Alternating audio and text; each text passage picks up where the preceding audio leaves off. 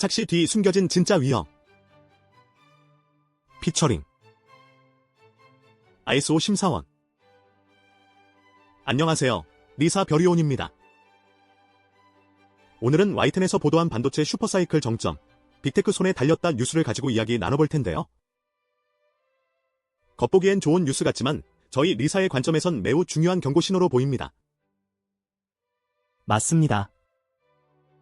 반도체 슈퍼사이클이라는 말만 들어도 관련 기업들은 기대감에 들뜰 텐데요. 특히 AI 반도체 수요가 폭발적으로 늘고 있다고 하니 현재 매출이 오르고 있는 기업들은 우리가 잘하고 있구나 생각할 수밖에 없을 겁니다. 호황이라는 단어만큼 경영자들을 편안하게 만드는 것도 없죠. 하지만 바로 그 지점이 위험합니다. ISO 심사원 관점에서 보면 이 뉴스는 명백히 F형, 즉 전략 부재 착시형 병목을 보여주는 사례입니다. 현재의 호황이 스스로 만든 성과가 아니라 외부 요인, 그것도 소수 빅테크 기업의 결정에 의해 좌우된다면 이는 지속 가능한 성장이 아닙니다.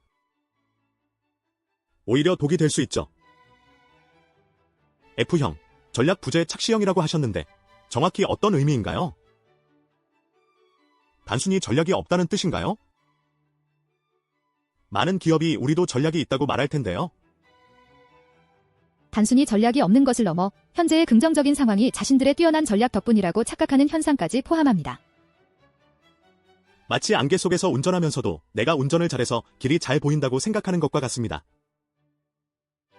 시장의 파도에 몸을 맡기고 있을 뿐 스스로 방향타를 잡고 있지 않은 것이죠. ISO 9001에서도 조직의 상황을 이해하고 리스크 및 기회를 다루는 전략적 계획 수립을 요구하는 이유가 여기에 있습니다. 현장에서는 이런 착시 현상이 기업에 어떤 재무적 손실로 이어질 수 있나요? 지금 당장은 돈을 잘 벌고 있으니 괜찮다고 생각할 텐데요. 호황기에 굳이 힘들게 새로운 전략을 짜야 하나 하는 생각도 들 것 같습니다. 치명적입니다. 외부 변수에 의존하는 경영은 예측 불가능한 변동성에 그대로 노출됩니다. 슈퍼사이클이 꺾이는 순간 마치 얼음판 위에서 달리다 갑자기 맨땅을 밟는 것처럼 기업의 재무구조가 흔들리게 됩니다.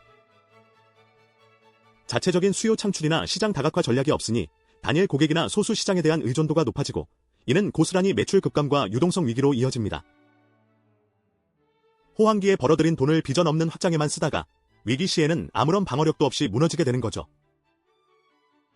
그럼 이 뉴스에서 빅테크 손에 달렸다는 표현도 F형 병목과 연결될 수 있겠네요. 특정 기업에 대한 의존도를 나타내는 거잖아요. 정확합니다.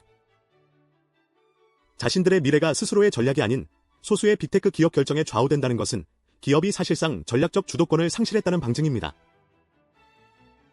이는 꼭 기업 가치의 불안정성으로 직결되고 투자 매력도를 떨어뜨려 장기적인 자금 조달에도 악영향을 미칩니다. 결국 기업의 생존을 위협하는 요소가 되는 것이죠. 진정한 전략이라면 외부 환경 변화에 대한 대응을 넘어 선제적 영향력을 행사하는 방안까지 고민해야 합니다. 제가 아는 어떤 제조업체도 비슷한 경험을 했습니다. 몇 년 전 스마트폰 부품 공급으로 엄청난 호황을 누렸는데 어느 날 주요 고객사에서 부품 사양 변경을 통보하니 몇 달 만에 재고만 쌓이고 생산 라인은 멈춰버렸습니다. 호황기에 막대한 자금을 투자해 생산 라인을 늘렸는데 그게 전부 부메랑으로 돌아온 셈이죠. 그게 바로 현장의 현실이군요. 우리가 잘해서 벌었던 돈이 아니었던 거네요. 특정 고객사의 성장에 기대어 함께 성장했던 것뿐이고요. 네. 사장님은 당시에 우리 영업팀은 대체 뭘 했냐 고 역정을 내셨지만 본질적으로는 특정 고객사에만 집중하고 다른 시장 개척 전략이 없었던 회사의 구조적인 문제였습니다. 그때는 다들 잘 된다고 하니 굳이 전략의 필요성을 느끼지 못했던 거죠. 다른 시장을 발굴하거나 자체 기술력을 강화할 투자 타이밍을 놓쳐버린 겁니다. 그 현장 사례가 바로 F형 병목의 핵심입니다. 호황기에 안주하며 전략적 고민을 미루는 것이죠.